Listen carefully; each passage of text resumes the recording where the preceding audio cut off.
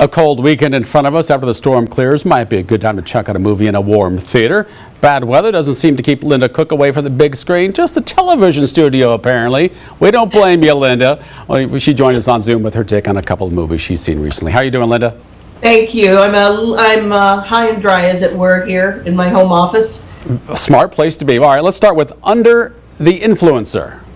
You know, there are so many movies that just sort of squeak by under the radar, and I have to talk about this one because this is one of them. This movie is sitting at 100% on Rotten Tomatoes. Every critic, and we're very different in how we feel about movies, every critic who has seen this movie loves it, and I am in that group. This movie is about a young woman. Well, she really is young. She's 25.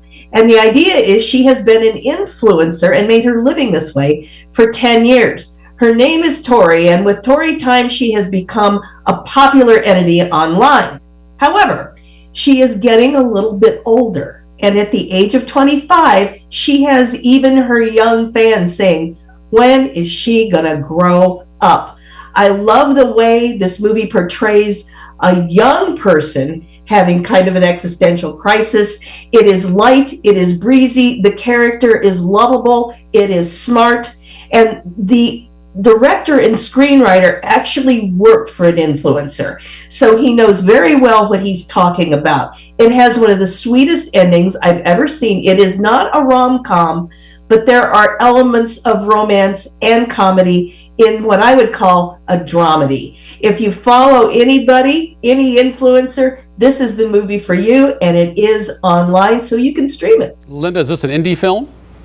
Yes, it is. It is. I give this, by the way, 3.5 out of 4 stars. I really enjoyed this. Sounds good. Under the Influencer with 3.5 stars from Linda Cook. Next movie is Quantum Cowboys. What can you tell us about that one? Now, Quantum Cowboys has an interesting past. This has all kinds of animation in it. It took a long time, I'm sure, for the screenwriter and director to get this all together.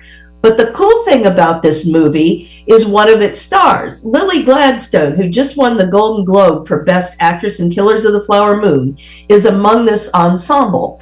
This is a neo-Western, and way back, decades ago, they used to call these kinds of movies stoner movies, whatever you want to call them, psychedelic movies, trippy films. That's what this is, with all this mix of animation and an adventure of two men in the 1870s setting of Arizona. And the idea is that there are many realities. Sometimes they mesh together, sometimes they don't. This is a very philosophical and sometimes funny adventure. It is only Saturday, only at the Last Picture House in Davenport, and the director himself will be there. I think. I'm not too sure how the snow will affect this, honestly. To see it at the locally.